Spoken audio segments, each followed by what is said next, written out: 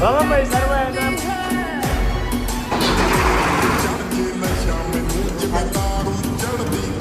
सारा खोल दिया तो बोल